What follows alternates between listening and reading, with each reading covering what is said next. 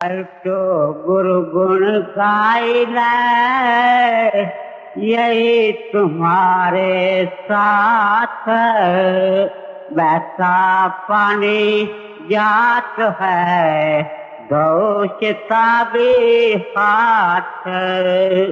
पर तो गुरु गुण गाइले यही तुम्हारे साथ, वैसा पानी जात है दोषता भी हाथ। राधा। यह महात्मा पलटू साहब की वाणी है। आप हमारे आधुनिक काल के ही महात्मा हुए हैं और आज से करीब 150 साल पहले फैजाबाद डिस्ट्रिक्ट, जो कि यूपी के अंदर है, उसके एक छोटे से गांव जलालपुर के अंदर पैदा हुए। आपने बीखा साहब का नाम सुना है। बड़े उच्च गति के महात्मा हो गए हैं। वे आपके दादा गुरु थे और उनके एक गुरुमुख सेवक थे जिनको आप काम दे करके गए, गोविंद जी महाराज साहब, उनसे पलटू साहब को उपदेश मिला, नाम का भेद मिला। एक झोपड़ी बना ली, उसके अंदर दिन और रात नाम की कमाई करते थे। अपने सतगुरु का रूप हो गए और सतगुरु ने अपना काम इनके हवाले किया। अयोध्या नगरी के अंदर आपका डेरा था और पलटू साहब जगह जगह जा करके दौरे करके जीवों को चेताते रहे।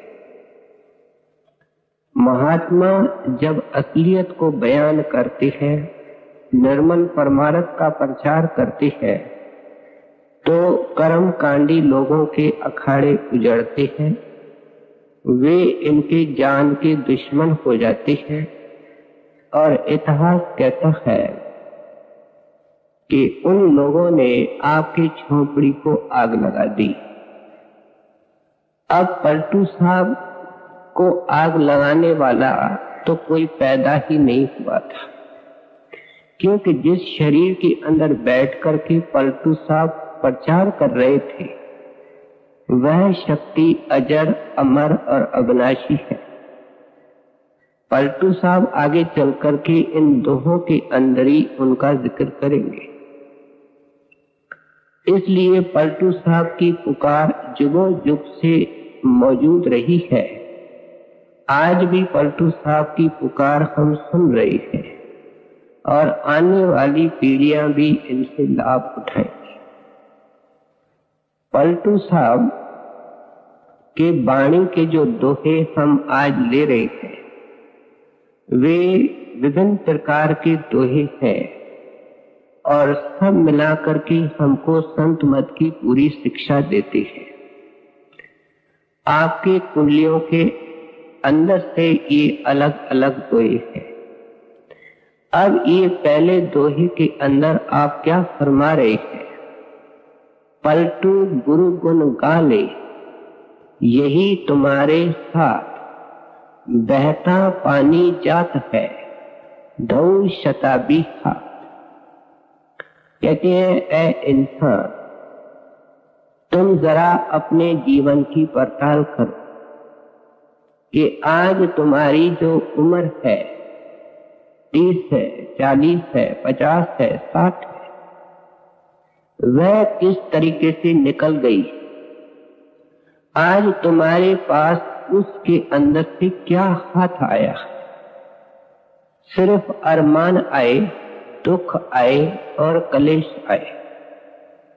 और ये मन ऐसा चतुर है कि जो बातें बीत चुकी है उनके बारे में सोच करके ये अरमान करता है कि ऐसा करता तो बेहतर होता।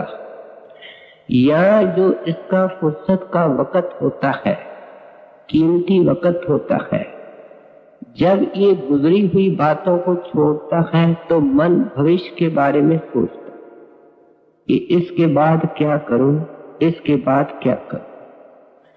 अब इंसान अंधेरे में है, इसको ये पता नहीं इसके बाद क्या होने वाला है। इसलिए संतों का मार्ग और मत बड़ा प्रैक्टिकल है। वे कहते हैं कि जो समय तेरे पास अब है उससे फायदे उठाने की कोशिश कर, तो क्या होगा कि जो तू कुछ कचरा इकट्ठा करके आया है पिछली जिंदगी के अंदर, वह भी साफ हो जाएगा और आगे को तेरे लिए प्रकाश हो जाएगा, सुख हो जाएगा, शांति हो जाएगी। लेकिन इंसान का मन संतों की इस शिक्षा पर हमको टिकने नहीं देता। महात्मा जब चोट मारते हैं तो कोई कमी और कसर नहीं छोड़ते हैं। एक महात्मा अपने वाणी के अंदर समझाता है, सूरज चांद कहीं समझाई। कहते हैं मैं तुमको क्या समझाऊं, तुम प्रकृति के तरफ तो देखो, आंख खोल करके, दिमाग को खोल करके जरा देखो तो सही। सूरज चांद कहीं समझाई, नित नित आयु घटती जाई। कहते हैं जब सूरज चढ़ता है फिर उतरता है, उदय होता है, अस्त होता है, तेरा दिन गया। चंद्रमा चढ़ता है, चंद्रमा गुम हो जाता है, तेरी रात गई।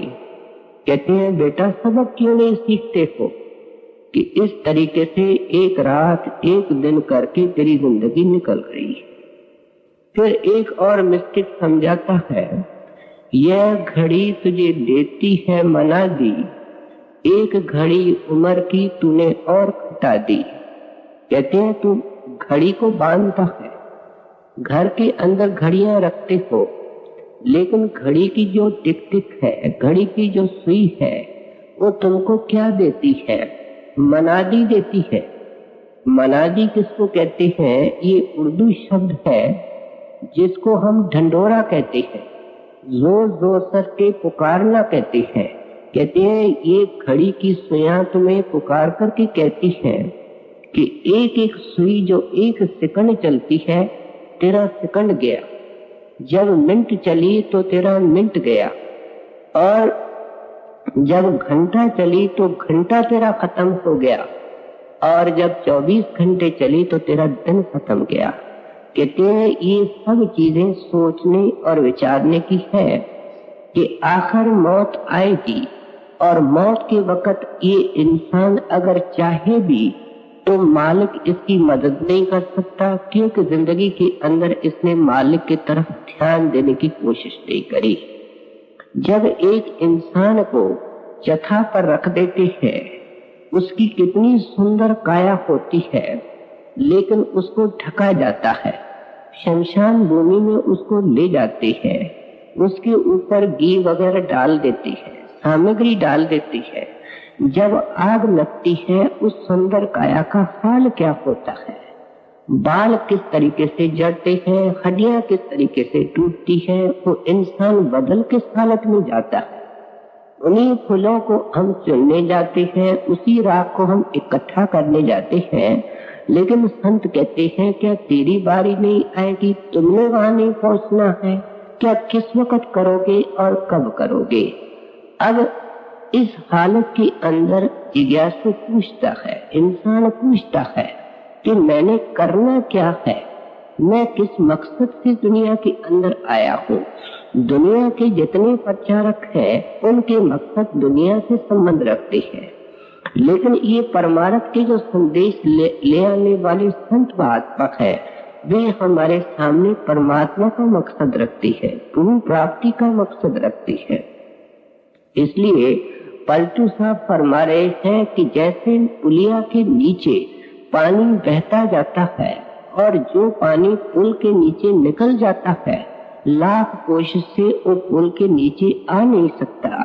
बेटा, जितने तुम्हारे श्वास निकल चुके हैं, जितने तुम्हारे महीने और साल निकल चुके हैं, कितनी भी कीमत देने की कोशिश करो तुमको किसी हालत में वापस नहीं मिल सकती है। सिकंदर महान की वार्ता सुनाई जाती है कि जिस वक्त वो सारे दुनिया को फतेह करने की स्कीम सोच बैठा और हिंदुस्तान में आया तो ब्यास नदी तक पहुंचा है और फिर उसके फौज ने आगे बढ़ने से इनकार कर दिया। जब वापस जाने लगे, कश्मीर के घाटियों को पार किया, सिस्तान के मैदान के अंदर आया तो उसको बुखार हो गया। वार्ता बहुत लंबी है, लेकिन वो इस हालत के अंदर जाकर के पड़ा कि जमीन के अंदर गिर पड़ा। वहां रेगिस्तान था। उसके वजीर ने अपनी जो ढाल थी वो उसके सिर पर रखी कि बादशाह को थूक न लगे। उस वक्त हकीम डॉक्टर जो आपके साथ थे उन्होंने इनकी नब्जें देखी, इनकी हालत देखी और उन्होंने साफ सिर झुका दिया, इनकार कर दिया कि हम आपकी मदद नहीं कर सकते। इतिहास कहता है कि सिकंदर महान ने उनको अपनी पहले आदि बादशाही ऑफर की कि मेरे को इतनी जिंदगी दे दो कि मैं अपने घर पहुंच जाऊं, मेरे को इतनी उम्र दे दो कि मैं माँ का दर्शन कर लूं, क्योंकि जहाँ प्रीत होती है उसी का ही ख्याल आता है। उसकी प्रीत घर के साथ थी, घर के लोगों के साथ थी, इसलिए कहता था कि मैं पूरी बादशाही देने को तैयार हूँ। लेकिन हकीमे ने क्या जवाब दिया कि बादशाह सलामत, तुम तो घर तक पहुँचने की फुर्सत मांग रहे हो, समय मांग रहे हो, लेकिन सारी बादशाही देकर के हम आपको एक श्वास भी नहीं दे सकते हैं। इसलिए संत महात्मा समझाते हैं कि ऐ इंसान, तेरे रतन, तेरे जौहर दिन ब दिन घटते जाते हैं, तेरे श्वास जिंदगी के निकलते जाते हैं और तेरे कदम परमात्मा से पीछे पड़ रहे हैं। ये इंसान का चोला परमात्मा की गुणगान के लिए मिला है। जिसको गोविंद के गुणगान कहते हैं, परमात्मा के गुणगान कहते हैं, पलटू साहब उनको यहाँ गुरु का गुणगान कहते हैं। पलटू गुरु गुण गाय ले, यही तुम्हारे साथ। कहते हैं जब तुम यहाँ से चलोगे तो क्या ले जाओगे? तुमने दुनिया के अंदर आकर के कितना कुछ यत्न किया, कितना कुछ इकट्ठा करने की कोशिश की, क्या वो तुम्हारे साथ जाने वाला है? बेटा, जो मैं कहता हूँ वो तुम्हारे साथ जाने वाली चीज है। और वो क्या है? कहते हैं गुरु के गुण गाना। अब आम तौर पे लोग इसका सही अर्थ नहीं समझ पाते। जब उन्होंने गोविंद के गुण गाने का जिक्र किया है, मालिक के गुण गाने का जिक्र किया है, तो उस गुणगान का अर्थ अंदर के नाम को सुनना है, अंदर के शब्द को सुनना है। ये कोई संतों महात्माओं की अनोखी शिक्षा नहीं है। जब से दुनिया के अंदर महात्मा आते रहे, इसी शिक्षा का प्रचार करते रहे और जो उनसे प्रीत करते रहे उनको अंदर का भेद भी देते रहे, अंदर ले जाकर के मालिक के साथ मिला भी दिया उन्होंने। जब हम वेदों शास्त्रों को पढ़ते हैं तो उसका जिक्र श्रुति के रूप में आता है। श्रुति किसको कहते हैं? जो सुना जाता है। और वेदों के अंदर लिखा है कि वो जो गोविंद का गान है, गोविंद का गीत है, वो अंदर दिव्य नाद के रूप में सुनाई देता है। कोई बाहर का नाद नहीं, लेकिन वो दिव्य है, वो सूक्ष्म है, वो अंतर में है। इसलिए कहते हैं कि उसको ही गोविंद के गुण गाना कहते हैं। संत महात्मा अपने वाणी के अंदर कई इशारे देकर के उस एक शक्ति का जिक्र करते हैं जिसको आए दिन सत्संग के अंदर खोल करके समझाया जाता है कि महात्मा कीर्तन कहते हैं, नाम कहते हैं। सोक्रेटिस बहुत पुराना महात्मा हुआ है जो ग्रीस की तरफ हुआ है। उसमें उसके जीवन के बारे में लिखा है, Socrates had an inner sound that transported him to higher transcendental realms।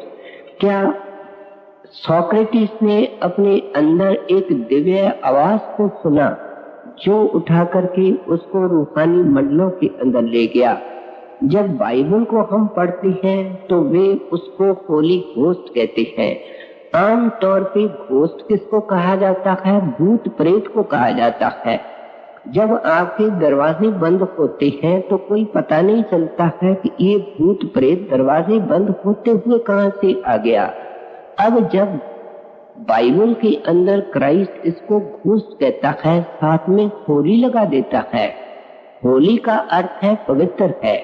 मतलब ये है कि जब ये साधक आंखों से ऊपर जाता है और उस नाद को सुनता है, घंटे की धुन को सुनता है, अंदर के नाम को सुनता है, तो उनको ये पता ही नहीं लगता है कि ये आवाज आ कहां से रही है। जैसे कमरे के अंदर भूत प्रकट हो जाता है और पता नहीं चलता ये कहां से आया, ठीक उस तरीके से ये दिव्य ध्वनि अंदर प्रकट होती है। इसलिए शम्स तबरेज अपने वाणी के अंदर लिखता है कि जिस वक्त मैं अंदर गया और उस नगमे को मैंने सुना, उस कीर्तन को मैंने सुना, तो पता ही नहीं चला कि वो ऊपर से आ रहा है कि नीचे से आ रहा है, दाएं से आ रहा है, बाएं से आ रहा है कि सामने से आ रहा है। सो जिस वक्त बाइबल के अंदर होली घोस्ट का जिक्र करते हैं, उसी शिक्षा को शम्स तबरेज दोहरा रहे हैं। ख्वाजा हाफिज अपने कलाम के अंदर लिखते हैं, कसन दानत की मंजिल गाहे माशूक कुजाअत, लेकिन एक कदर हस्त की बांगे जरस्मी आयत। कहते हैं जिस वक्त आंखों से ऊपर मुर्शिद की कृपा से गया तो क्या देखा कि अंदर से बांगे जरस्मी आयत, घंटे की आवाज जोर जोर से बड़ी प्यारी मीठी और कशिश करने वाली आ रही है। लेकिन कसम दानत की मंजिल गाहे माशूक कुजाअत, लेकिन उस प्रीतम के घर से जहां से वो आवाज आ रही है, वो घर किस तरफ है उसका कुछ पता नहीं लगा। इशारा एक चीज के तरफ ही है और महात्मा उस असलियत के तरफ हमको ले जाते हैं जिसको हमारे हिंदुस्तान के महात्मा शब्द कहते हैं, नाम कहते हैं, कीर्तन कहते हैं, अमृत कहते हैं। कहते हैं गुरु का गान एक है, भजन को सुनना वो भी यही है। बाहर से सिमरन भजन इसलिए किया जाता है कि उस कीर्तन को सुना जाए, उस नाम को सुना जाए। सो इसलिए संतों महात्माओं ने हमारे आदर्श सामने सिर्फ यही रखा है कि ये इंसान का चोला परमात्मा ने इसलिए दिया है कि जो हमारे अंदर परमात्मा की कला है उसको हम सुन सके। यहाँ पलटू साहब उसको गुरु गुण इसलिए कहते हैं क्योंकि उसका भेद गुरु से मिलता है, संतों महात्माओं से मिलता है। अब देखा जाए तो संत महात्मा भी देह नहीं होते हैं। हम आए दिन वाणी के द्वारा सुनते हैं शब्द गुरु सुरत धुन चेला। कहते हैं चेला कोई शरीर नहीं होता है। हम तो कहते हैं इसको नाम मिला है, लेकिन गुरु कोई शरीर को नाम नहीं देता है, गुरु कोई मन को नाम नहीं देता है। गुरु साहब क्या फरमा रहे हैं? सुरत धुन चेला, सुरत आत्मा को कहते हैं। कहते हैं वो चेला तो आत्मा है जिसके अंदर उस शब्द का बीज डाल देते हैं। और गुरु का रूप कौन है? गुरु का रूप भी देह नहीं है, गुरु का रूप भी शब्द है।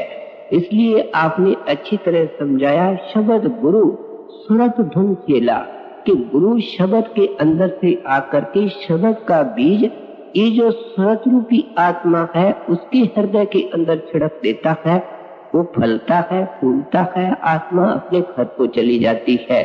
कैसे चली जाती है? उस दिव्य नाद को, उस शब्द को, उस नाम को पकड़ के जाती है।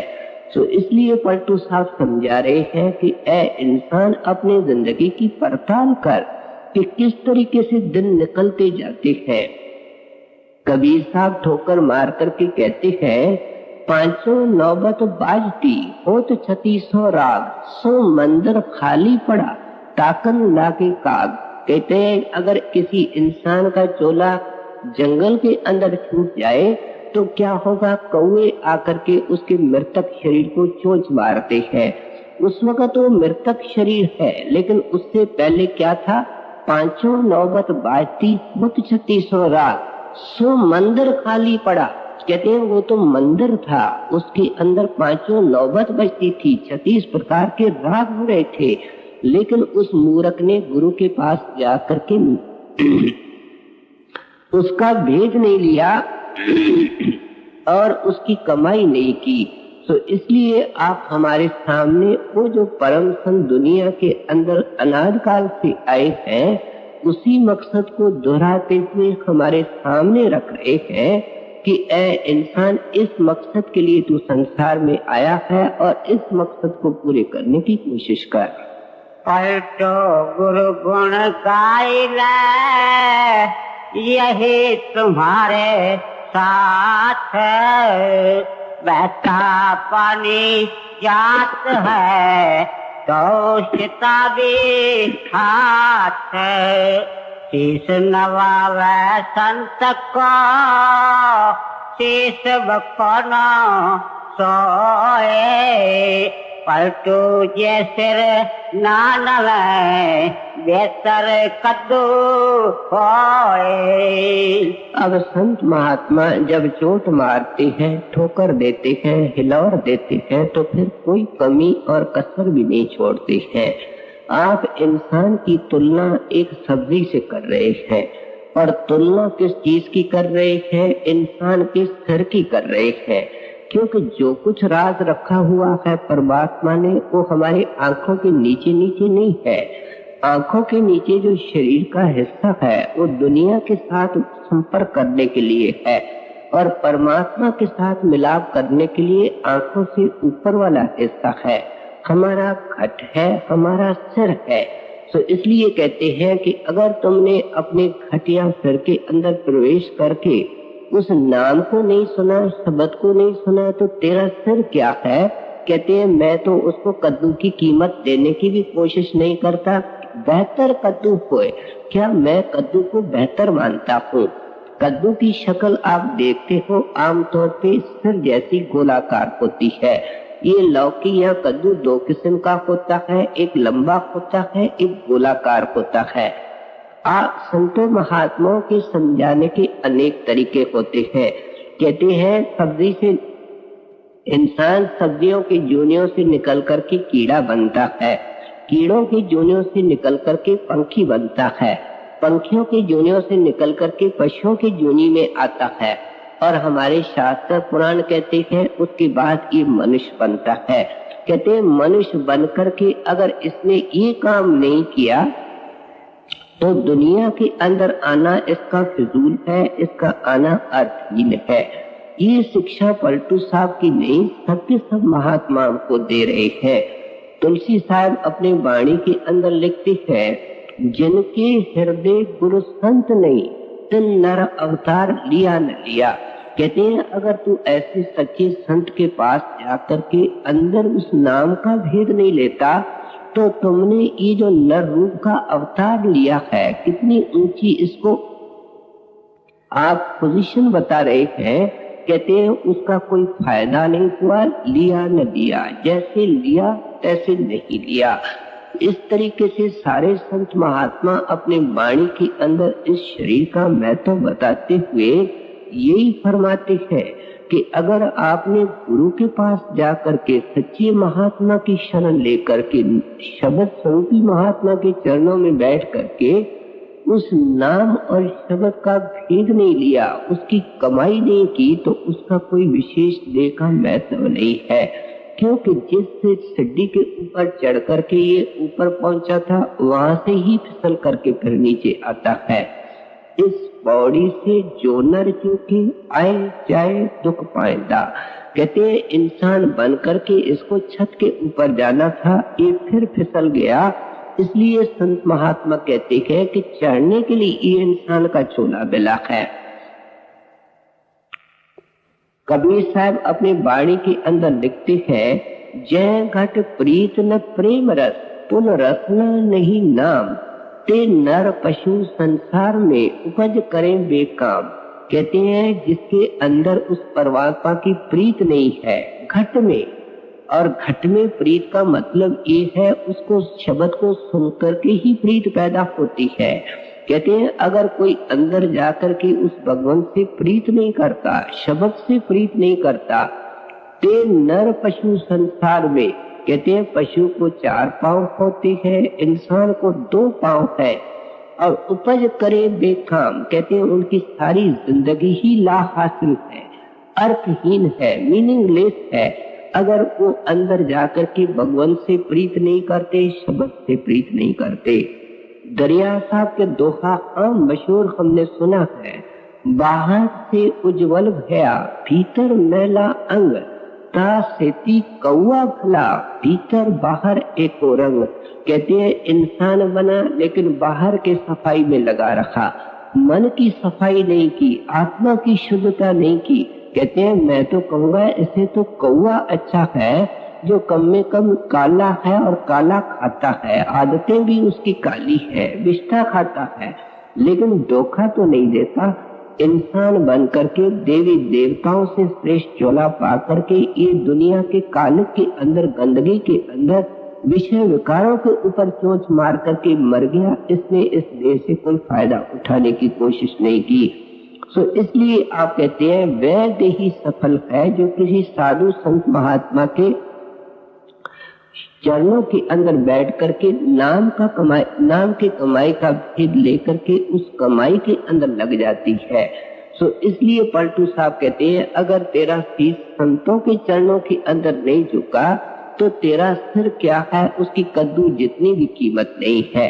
क्या अर्थ है कि अगर आप संत महात्मा की खोज करके उनके चरणों के अंदर नहीं बैठते हैं तो फिर कहते हैं तुम्हारा खाना पीना पैरना ये सब हराम है, इसकी कोई कीमत ही नहीं है।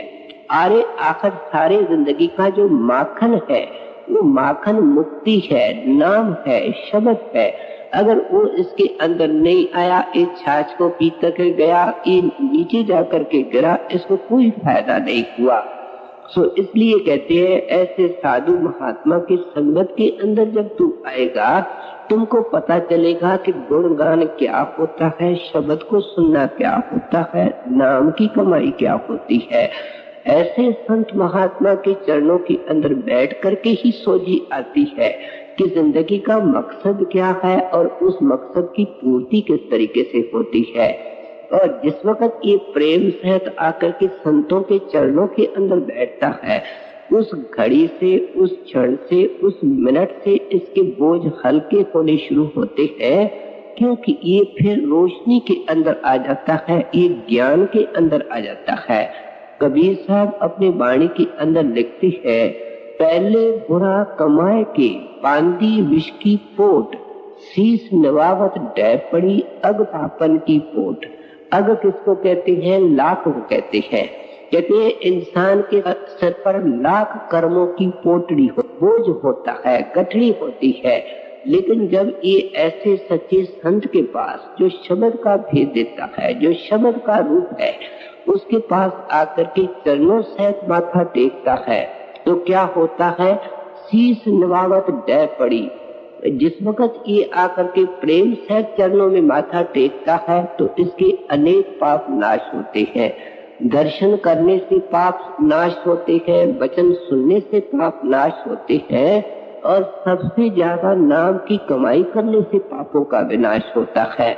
सो इसलिए आप उपदेश करते हैं कि जिंदगी का मनोरथ ये है कि ऐसे सच्चे संत की जरूरत महसूस की जावे, और उसकी जब जरूरत महसूस करेगा तो उसके खोज का शौक भी पैदा होगा।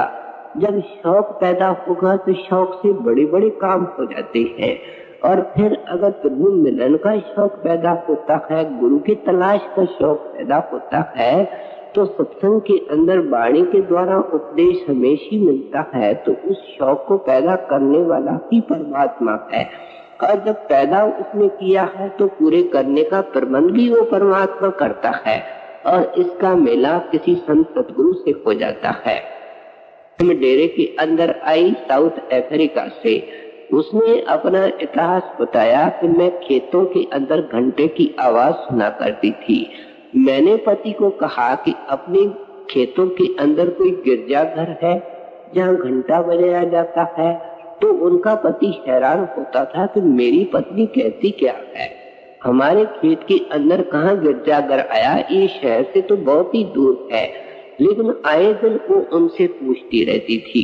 वो इस नाम और शब्द के खोज में थी, संतों महात्माओं की खोज में थी। इतिहास बहुत लंबा है। जिस वक्त वो डेरा ब्यास में आती है तो रेल के अंदर, ट्रेन के अंदर भी उसको घंटे की आवाज सुनाई दे रहा है और उसके अंदर से बहुत शांति मिल रही है, सुख मिल रहा है, उसको आनंद मिल रहा है। डेरे में जितने दिन रहती है शब्द की धुन जारी है। जब सरदार बहादुर महाराज के पास जाकर के नाम लेती है, नाम मिलने के बाद वो घंटे की आवाज बंद हो जाती है। निम्रता सहित महाराज जी से पूछती है, महाराज ये क्या हुआ? कहते हैं, भाई ये केवल बुलाने का तरीका होता है, घंटे की आवाज जो अंदर बजती है तो वो नहीं सुनती थी, उनकी सिर्फ गूंज सुनती थी और ये प्रतीत के लिए थी। अब तुमको सीधा रास्ता मिला है, नाम की कमाई करो और नाम की कमाई करके मेहनत करके हर वक्त उनको सुनो, फिर वो कभी बंद नहीं होगा। कहते हैं, महाराज बहुत अच्छा होता कि अगर घंटे की धुन जारी होती। तो महाराज जी ने एक मिसाल दी कि बच्चे को जब स्कूल के क्लास के अंदर बुलाना होता है तो घंटा बजाया जाता है, और जिस वक्त बच्चे स्कूल क्लास के अंदर आकर के स्कूल के अंदर बैठ जाते हैं तो फिर घंटा नहीं बजाया जाता है। ये उस वाहगुरु ने तेरे को बुलाने के लिए घंटे की गूंज दी थी, वो घंटा अंदर है और उसको सुन करके ही मुक्ति होती है। अब तुमको पूरी टेक्निक मिली है, पूरी विधि मिली है, अब मेहनत करके नाम की कमाई कर।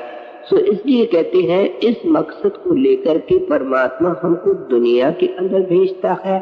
अगर इस मकसद की पूर्ति के लिए संतों की खोज नहीं करता, संतों के चरणों के अंदर बैठ करके नाम की कमाई नहीं करता, कहते हैं इसकी जिंदगी का कोई मकसद ही नहीं है। इसका सिर्फ ऐसा है जैसे कद्दू जैसा है। क्या मतलब है? इसकी जिंदगी की कोई कीमत ही नहीं है। स्वभाव संत को शीश बखोना सोए, पलटू जे सिर नानवे बेहतर कद्दू होए। संत बचन जुग जुग अचल, जो आवे विश्वास, विश्वास भय पर ना मिले तो झूठा पलटू दास। देखो कितने सुंदर तरीके से पलटू साहब समझा रहे हैं कि ये जो कुछ मैं बयान कर रहा हूँ ये कोई नया उपदेश नहीं है। संत वचन जुग जुग अटल, वो केवल एक ही नाम देते रहे। कहते हैं इसलिए संत जब वचन फरमाते हैं, उपदेश करते हैं कि मनुष्य देह उस परमात्मा की प्राप्ति के लिए मिली है। उसकी प्राप्ति तब होगी जब आंखों के पीछे प्रकाश को देखोगे, शब्द को सुनोगे, और जो गुरु होता है वो शब्द के अंदर से आता है और शब्द का भेद देता है और तेरे को शब्द के साथ जोड़ने के अंदर मदद करता है। उस शब्द को पकड़ करके धीरे धीरे तू सारे खंडों ब्रह्मांडों को पार करके परमात्मा के पास जाएगा। ये छोटी सी शिक्षा है लेकिन प्राचीन शिक्षा है और सभी संत महात्मा ये शिक्षा देते आए। सो इसलिए कहती है तू इंसान बना। संत महात्मा दुनिया के अंदर आते रहे, वे प्रचार करते रहे, तुमने अनदेखी की, तुमने विश्वास ही नहीं रखा। इंसान जब मरने के बाद ऊपर जाता है कई प्रकार के कर्म करके जाता है, धर्मराय इसको सजा देता है, लेकिन उससे पहले एक सवाल हर एक इंसान से करता है और वो ये सवाल करता है, क्या तेरे को मनुष्य जन्म परमात्मा की प्राप्ति के लिए मिला था जिसका भेद संतों महात्माओं से मिलता है? क्या तूने अमुक महात्मा का, अमुक संत का जो तेरे वक्त के अंदर था उसका नाम नहीं सुना, उसकी संगत क्यों नहीं की? तो यही खुद जवाब देता है अंदर में, नाम तो सुना था लेकिन हमने अनदेखी की, हमने अनसुनी की, हमने विश्वास नहीं रखा। तब वो कहता है कि फिर जो तेरे कर्मों की सजा जजा है वो तेरे को ही भोगनी पड़ेगी, क्योंकि इंसान का जामा मिला था कि कर्मों के जगात को चुकाया जाए, तो और कर्जा इकट्ठा करके आया है, इसकी सजा तेरे भोग ले। बाद में देखा जाएगा। तो इसलिए आप उपदेश करते हैं कि ये संत भी दुनिया में रहे, संत भी उपदेश करते रहे। तू भी कभी कभी इंसान बनकर के दुनिया में आता रहा, इनके वचनों के ऊपर तुमने ध्यान नहीं दिया, अगर सुना तो विश्वास नहीं रखा। क्योंकि अगर मन साथ होता है, ऐसे संतों के सत्संग में भी चला जाता है तो अभाव लेकर के आता है। बड़े महाराज के सत्संग में एक आदमी खड़ा होकर के कहने लगा कि हम ये प्रसाद नहीं लेते हैं कि प्रसाद झूठा है। महाराज ने उनको अपने पास बुलाया, कहते हैं भाई ये किस तरीके से झूठा है? कहते हैं हमको ये भ्रम डाला गया है कि आमतौर पे जो प्रसाद यहाँ बांटा जाता है उसको गुरु झूठा कर देता है। महाराज ने उनको बड़े तरीके से समझाया कि जिस वक्त कोई प्रसाद हम करते हैं उस मालिक के आगे प्रसाद बांटने से पहले अरदास करते हैं कि ऐ मालिक, ये प्रसाद आपके साथ संगत के लिए आया है, आप इनको साथ संगत के रस्ता के लायक बनाए, क्या अपनी दया दृष्टि से भोग लगाए और संगत के लायक बनाए। अगर परमात्मा ने भोग नहीं लगाया तो वो प्रसाद ही नहीं हुआ, अगर उसने भोग लगाया तो वो झूठा हो गया। भाई इस तरीके से तो मैं कह सकता हूँ कि वो झूठा है, लेकिन जिस तरीके से तू सोचता है उस तरीके से ये झूठा नहीं है। कहते ये संतों के दरबारे में सोचता ही नहीं है, जब सोचता भी है, पता भी लगता है, जाता है तो विश्वास नहीं आता है।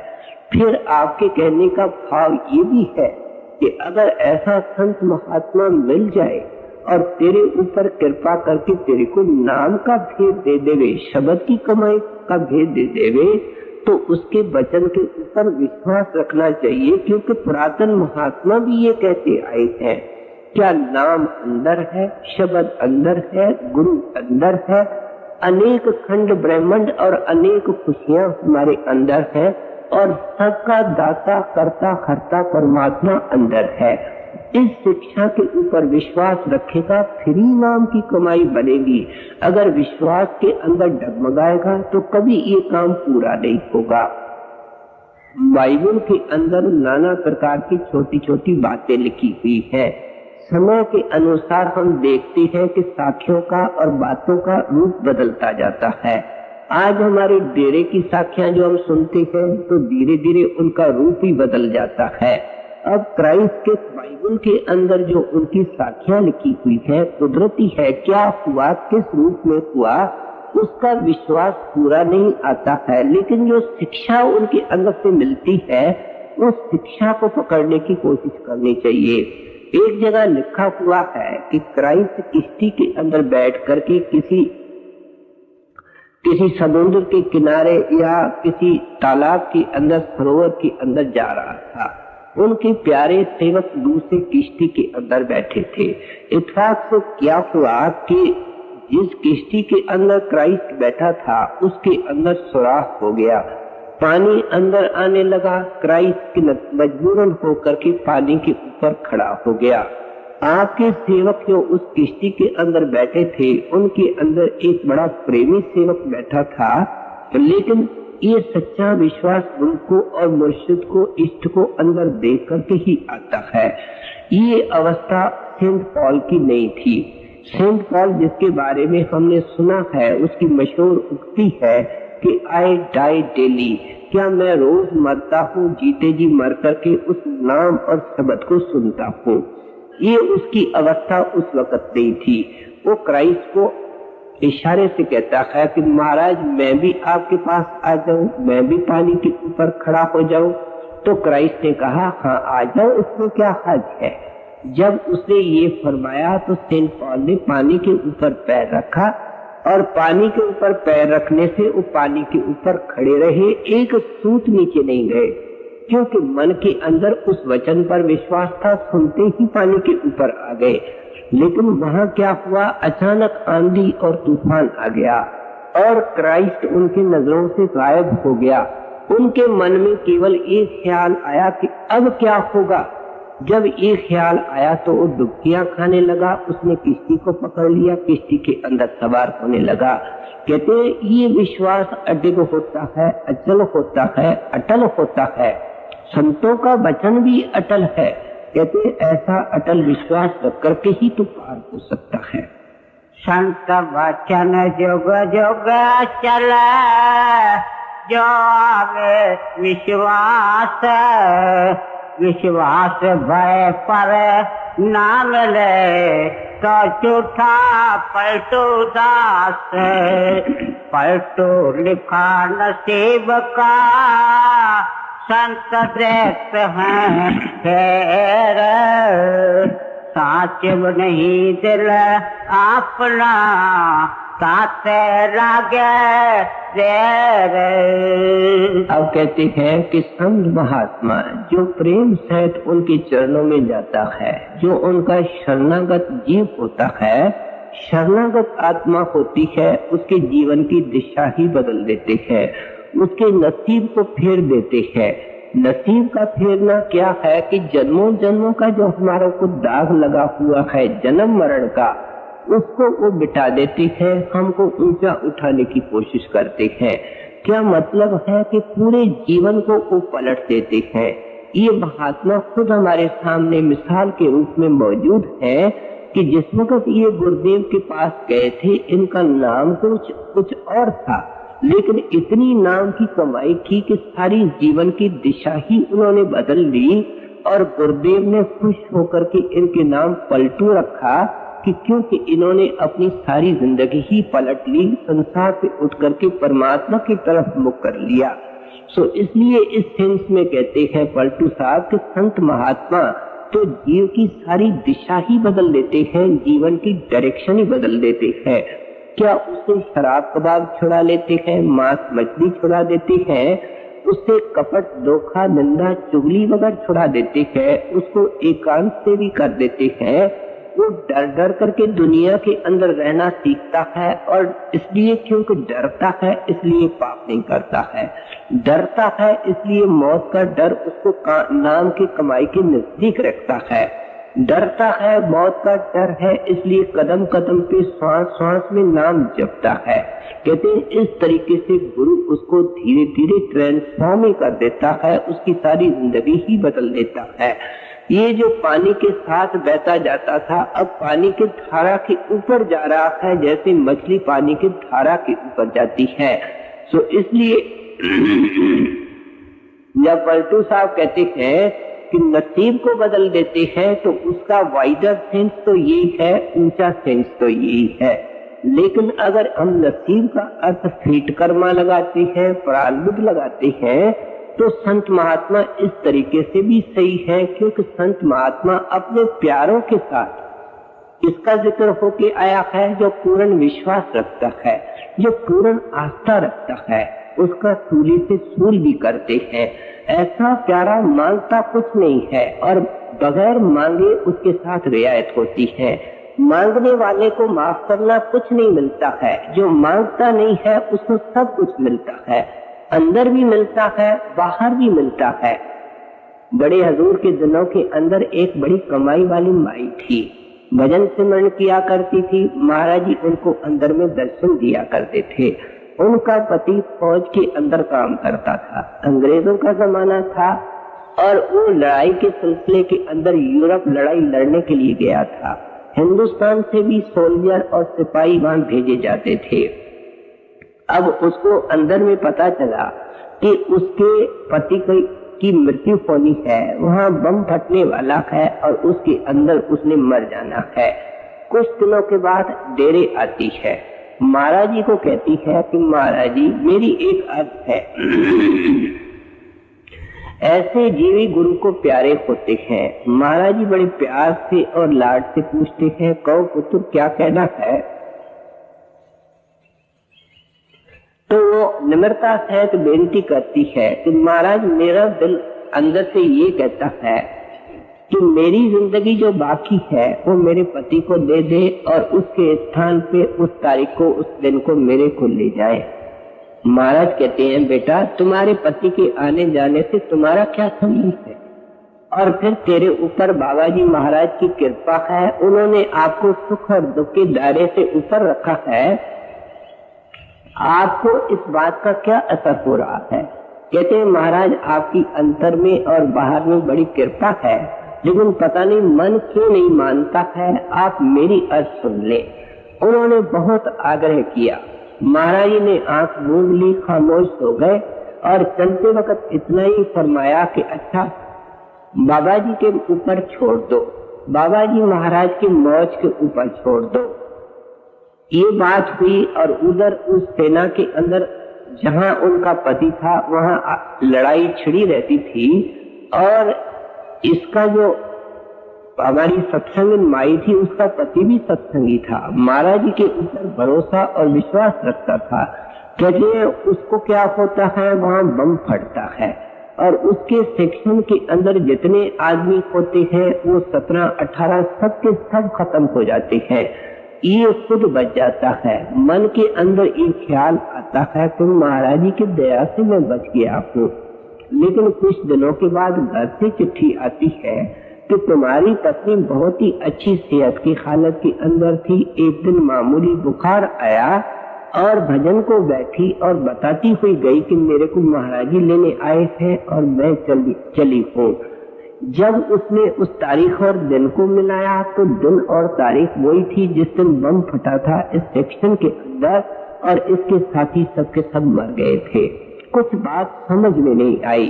जब वहां से मोर्चे से घर को वापस आया तो घर के अंदर पत्नी ने लिफाफे के अंदर बंद एक चिट्ठी उसके लिए छोड़ दी थी। चिट्ठी के अंदर क्या लिखा हुआ है कि तेरी जिंदगी तो उस दिन खत्म थी जिस दिन तुम्हारे सेक्शन के अंदर दुश्मन का बम गिरा था।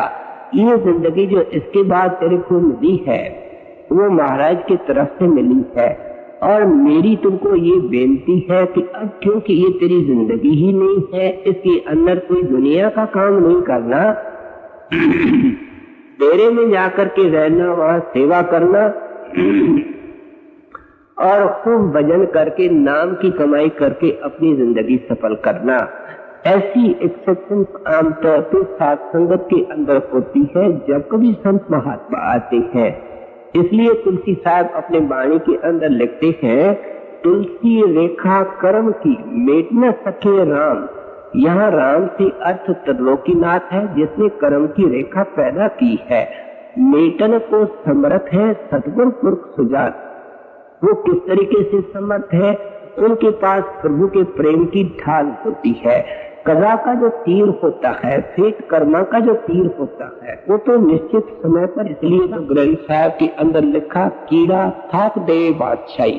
कहते कीड़ा था लेकिन अब उसको बादशाही दे दी। उसको बादशाही कैसी दी? कहते अटल बादशाही दी जिसको कोई छीन ही नहीं सकता है, जिससे उसको कोई वंचित ही नहीं कर सकता है।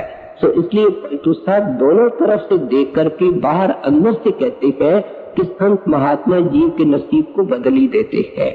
पलटो लिखा नसीब का संत देख है फेर, साच नहीं दिल अपना ताते लागे देर।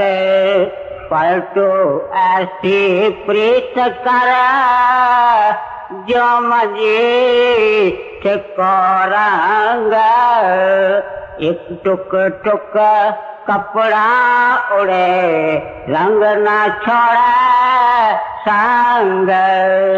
कहते अब क्या कमी है, अब क्या कसर है, इंसान की देह मिली हुई है, सब सुख मिले हुए हैं। ये आमतौर पे सत्संगी शिकायत करता है कि मेरे को इस चीज की कमी है, मेरे को इस चीज की कमी है। आप जाकर के उन सत्संगियों को देखो जो कभी बीमार नहीं पड़ते हैं, जो हट्टे कट्टे हैं, जिनको सेहत है, उनको नेक संतान है, पैसे की कोई कमी नहीं है, लेकिन वो 10 मिनट भजन नहीं करते हैं। ये उनके तकदीर के अंदर ही गुण नहीं है। कहते हैं तू जो शिकायत करता है वो शिकायत जायज नहीं है। इंसान भजन तभी कर सकता है जब अपनी उपलब्धियों के बारे में सोचेगा, प्लस पॉइंट्स के बारे में सोचेगा कि मालिक ने मारे को ये दे रखा है।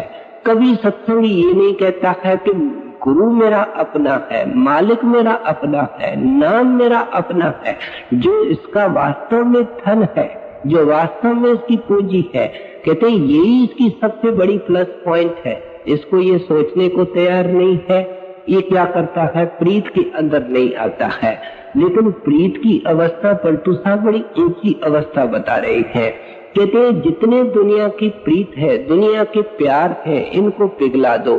सुनार क्या करता है, जब आप छोटे छोटे गहने लेकर के उसके पास जाते हो तो आप उनको कहते हो भाई इस सब को पिघला दो, हमको एक गले का हार बना दो। और वो क्या करता है, उसको अग्नि के अंदर डाल करके पिघला देता है, उसकी गंदगी निकाल लेता है और गले का हार आपके लिए बना देता है। वो छोटे छोटे गहने जो पता नहीं कहाँ कहाँ फैले हुए थे, वो गले के अंदर आ जाते हैं, वो गले का हार बन जाते हैं। और जो भी सामने आपके आता है उसकी दृष्टि और नजर सीधी उस हार के ऊपर पड़ती है। छोटे छोटे गहनों को कौन देखने लगा हुआ है। आपके कहने का मतलब ये है कि ये जितने तुम्हारे छोटे छोटे प्यार हैं, बाल बच्चों के प्यार है, हाथ हवेली के प्यार है, दुनिया के शौक है, विषय विकारों के प्यार है, इनको गुरु के प्यार और ब्रह के अग्नि के अंदर डाल दो, इनको खत्म कर दो, गुरु के हवाले करो। ब्रह जगाने वाला वो है और तेरे गले के अंदर सुंदर गुरु की प्रीत का हार आ जाएगा, प्यार का हार आ जाएगा। जो तेरे पास आएगा उसको भी सुख मिलेगा, तू तो सुखों का भंडार बन जाएगा। तो अपना कल्याण करके जाएगा, अपने कुलों को तार के जाएगा, अपने दोस्तों मित्रों को तार करके जाएगा। कहते एक सत्संगी अगर नाम की कमाई कर लेता है, गुरु से प्रीत कर लेता है। लेकिन जो स्टैंडर्ड पलटू साहब इस प्रीत का पेश कर रहे हैं वो बहुत ही ऊंचा है। कहते हैं वो मजीद के रंग जैसा होना चाहिए। एक कच्चा रंग होता है, केसरिया रंग होता है, कुसुम्बी रंग होता है, जो एक तो धुलाई के अंदर कमजोर हो जाता है, 10-20 के बाद निकल ही जाता है। लेकिन मजीठी रंग होता है जो कपड़े के ऊपर अगर चढ़ जाता है कपड़ा फट जाता है। आप कहते हैं टुक टुक कपड़ा हो जाता है, लेकिन वो रंग उसका साथ नहीं छोड़ता है, उसके साथ रहता है। हमने ऐसे दरवेशों की कहानियां, ऐसे महात्माओं की वार्ताएं सुनी है कि उनके ऊपर पता नहीं कितने कष्ट आए, कितनी आंधियां आई, लेकिन उस प्रेम रूपी मजीठी रंग ने उनका साथ नहीं छोड़ा। ये मंसूर की जो सदा थी और उसकी पुकार थी कि अनाल हक, क्या मैं परमात्मा के चरणों के अंदर हूँ, परमात्मा मेरे अंदर है। कहते हैं उनके ऊपर आरे चलाए गए, उनके बंदों को काटा गया, शरीर को काटा गया, लेकिन उसमें उनका साथ नहीं छोड़ा। गुरु साहब तत्ती रेत उसके ऊपर पड़ रही है, गर्म तवे के ऊपर बैठे हुए हैं और फिर भी उन्होंने उस प्रीत के नारे को नहीं छोड़ा, तेरा घड़ा मीठा लगे। इस तरीके से मीराबाई के जीवन को पढ़ के देखो, उन्होंने इस प्रीत के कारण कितने कितने कष्ट उठाए हैं, कहाँ कहाँ गई है, एक अकेली औरत कहाँ कहाँ ठहरी है, किस तरीके के दुख और परेशानियां बाहर से देखी है, अंदर नाम की कमाई के अंदर कितनी तकलीफें देखी है। उनके ब्रह के शब्द पकड़ते पड़ते हैं कि उनके छोटे छोटे प्यार किस तरीके से पिघले तो आंखों से आंसू आ जाते हैं, उनकी किताब शब्दों की हाथ से छूट जाती है। सो इसलिए कहते हैं कि ये संतों महात्माओं ने उदाहरण पेश किए हैं कि किस तरीके से दुनिया के प्यार पिघला करके वन पॉइंटेड प्यार को कर लेना है, एक नुक्ते के ऊपर ले आना है और वो मरकज कौन बन जाता है। कहते हैं वो नाम की कमाई बन जाता है और धीरे धीरे नाम की कमाई क्या है, वो असली गुरु के अंदर जाकर के हमको लीन कर लेती है, शब्द के अंदर हमको समा लेती है। पलटो ऐसे प्रीत का जो मुझे ठिकोरंग, टुक टुक कपड़ा उड़े रंग न छोड़े संग। गाड़ी आई एक से पलटे भई अनेक, जो पलटो पलटे नहीं रहे एक की एक। सतगुरु बपुरा क्या करे, चला करे न होश, पलटू पीजे मोमना जल को तीजे दोष। अब पलटू साहब उन सत्संगियों का जिक्र करते हैं जो कहते हैं कि हम ऐसे सच्चे संत के पास भी गए हैं, उन्होंने हमारे ऊपर कृपा भी कर दी है, उन्होंने हमको अंदर का भेद भी दे दिया है। हम थोड़ा बहुत सत्संग भी करते हैं, भजन भी करते हैं, लेकिन हमारे को शांति नहीं है, हमको सुख नहीं है। पलटू साहब इस आखिरी दोहे के अंदर एक बड़ी सुंदर मिसाल दे रहे हैं। कहते हैं मोम क्या होती है। मोम का ये गुण होता है कि पानी के अंदर डालो वो कभी भीगती नहीं है, उसके ऊपर पानी का असर नहीं होता। अगर मोम शिकायत करना शुरू कर देवे कि पानी मेरे को अपने अंदर घुलता नहीं है, अपने अंदर समाता नहीं है, तो कहते हैं ये मोम का ऐतराज जायज ही नहीं है। इसलिए पलटू साहब कहते हैं पलटू सतगुरु बपुरा क्या करे। कहते हैं सतगुरु बेचारा क्या करे कि जब ये उठने की कोशिश ही नहीं करे। कितना भी उस्ताद पढ़ाने वाला सुंदर हो, शिक्षक कितना भी होशियार हो, लेकिन लड़का पढ़ाई का चोर है, स्कूल के अंदर नहीं बैठता है, तो वो किस तरीके से विद्वान बन सकता है। उसमें उस शिक्षक का क्या दोष है। जिस स्कूल के अंदर हमने बैठ करके विद्या प्राप्त करनी है वो पहले गुरु का सत्संग है, या जहाँ गुरु की मंजूरी है वे सत्संग है। कहते हैं ये उस सत्संग रूपी स्कूल में नहीं आता है। और उस स्कूल की शिक्षा क्या मिलती है कि तुमको सुबह को उठ करके बैठना है, और बैठने के अंदर कामयाब तब होगा जब अपने जीवन को पवित्र बनाएगा, नेक पाक बनाएगा। सत्संगी को निरंतर सोचना चाहिए कि मैं चाहता क्या हूँ, मेरा बनने वाला क्या है, मेरे जीवन की विचारधारा क्या है। क्या मैं दुनियादारों जैसा हूँ। दुनियादार में नीचे बहना है, हमको ऊपर चढ़ना है। बड़ा रात और दिन का फर्क है। इसलिए कदम कदम पे मन से सवाल पूछे, मन की चौकीदारी करे कि ए मन तू कौन से ख्यालों के अंदर, कौन से भ्रमों के अंदर बहने लगा है। तुमको इतना ऊंचा वेद मिला, इतना ऊंचा नाम मिला, इतना ऊंचा उपदेश मिला, अब उसका फायदा उठाने की कोशिश कर। सो इसलिए कहते हैं सत्संगी हमेशा दो तीन किस्म के होते हैं। एक ऊपर ऊपर के होते हैं, फिर बीच के दर्जे के होते हैं, फिर प्रेमी भी होते हैं। सो इसलिए कहते हैं कि जो बीच के होते हैं या नीचे के दर्जे के सत्संगी होते हैं, उनका कोई सत्संग का नियम नहीं, उनका मन कोई सेवा के अंदर नहीं, नाम की कमाई उनसे बनती नहीं। बैठते हैं तो दुख दर्द को सहन नहीं कर सकते हैं, बैठते हैं तो नाम को छोड़ करके दुनिया की चिंताएं लेकर के बैठते हैं। गुरु के सिमरन की माला नहीं फेरते हैं, दुनिया की चिंताओं की माला फेरते हैं। कहते हैं उनका अगर ये शिकायत है कि हमारे को कोई संत मत की परिचय नहीं मिली, अंदर का कोई सुख नहीं मिला, अंदर में कोई शांति नहीं मिली, तो उनकी शिकायत बेवाजिब है। वाणी के अंदर क्या आया है। कबीर साहब कहते हैं साचा सतगुरु क्या करे, जो सिखन में एक चूक, अंधे एक न लागे जो बांस बजाए फूक। कहते हैं अंधा आदमी बांस को बजाने का को जानता नहीं है, उसके अंदर से आवाज क्या निकलेगी। इस तरीके से ये सिख होता है, उसके अंदर नाना प्रकार की त्रुटियां हैं, नाना प्रकार के अंदर गलतियां पड़ी हुई है, चूक पड़ी हुई है। वो गुरु को दोष देता है, गुरु का कोई दोष नहीं है। पलटू साहब एक और जगह लिखते हैं पलटू पारस क्या करे, जो लोहा खोटा हो सतगुरु सबको देत है, लेता नहीं कोई। कहते सतगुरु तो सबको देने की कोशिश करता है, लेकिन कोई झोली ही नहीं फैलावे, कुर्ते को ही समेट करके रखे, तो वो चीज दान किस झोली के अंदर आवे। एक माई बड़े महाराज के दरवाजे के अंदर खड़ी होकर के कहती है महाराज जी दया करो। महाराज सुनते हैं, मुस्कुराते हैं और अंदर चले जाते हैं। सेवादार जो साथ था वो हैरान हो गया कि उस माई ने महाराज जी के चरणों के अंदर दया के लिए अरदास की। महाराज जी ने जवाब कुछ नहीं दिया, बल्कि मुस्कुरा के चल दिए।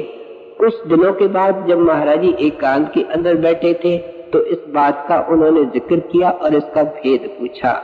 महाराज ने समझाते हुए कहा देखो सतगुरु हर एक सत्संगी के घर में रात को 2-3 बजे से लेकर के 5-6 बजे होता है, लेकिन ये उस वक्त दया की टोकरी लेकर के भी दया जाता है, दया के भंडार लेकर के भी जाता है। और इसलिए लेके जाता है कि ये जो बैठे हो उनको मैं दे करके आऊं।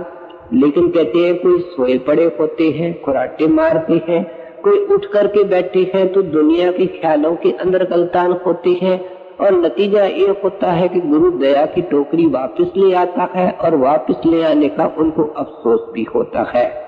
स्वामी जी महाराज जब चोला छोड़ गए तो उनकी एक दासी थी, उनके अंदर स्वामी जी महाराज रोज उनको दर्शन दिया करते थे।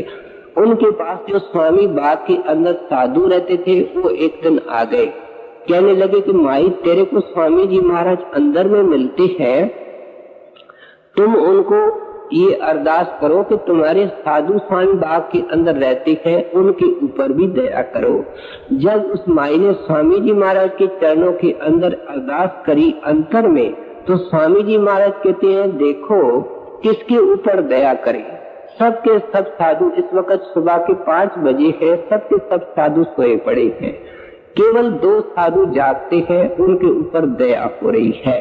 तो इसलिए आप उपदेश करते हैं कि जिस तरह मोम के ऊपर पानी का असर नहीं होवे, जो सोया पड़ा है उसके ऊपर क्या असर होवे। और सोने के अंदर जागना तो बन सकता है जब जागने का शौक पहले पैदा हो, जागने के लाभ का फायदा चले। ये पलटू साहब की वाणी सुन करके ही हमारे अंदर शौक पैदा हो रहा है कि सुबह को उठ करके बैठे और गुरु की दया मेहर को लेने की कोशिश करे। तो इसलिए पलटू साहब ने उन सत्संगियों को भी उत्तर दे दिया जिनको सब कुछ मिल चुका है, पूरा नाम मिल चुका है, पूरा सतगुर मिल चुका है, पूरी दया हो रही है, लेकिन क्या है खिड़की को बंद कर दिया है, रोशनी कैसे आवे। खिड़की को बंद कर दिया है, हवा कैसे आवे। कहते हैं हृदय की खिड़की खोलो, अंदर की खिड़की खोलो, मुख गुरु के तरफ करो, मुख नाम के तरफ करो, मुख मालिक के तरफ करो, दया ही दया आती है। सो पलटू साहब ने संत मत को सब पहलुओं से अच्छी तरह खोल करके समझा दिया। सतगुरु बपुरा क्या करे, चेला करे न होश, पलटू की जय मोमना जल को जय दोष।